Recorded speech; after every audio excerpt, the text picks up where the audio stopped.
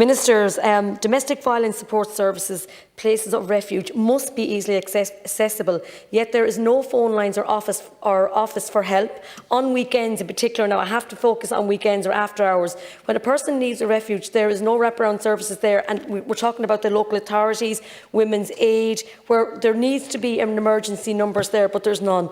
There is nowhere to send women fleeing violence after initial support from this refuge.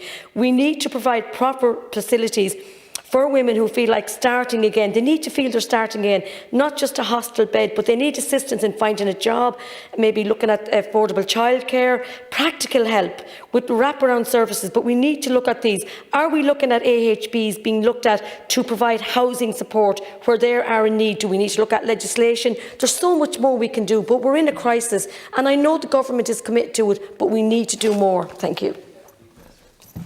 Hirlock, and I thank the deputies for their contribution.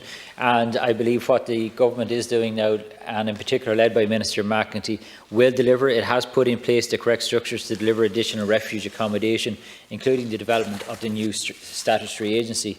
And we will accelerate the number of additional spaces that can be delivered each year.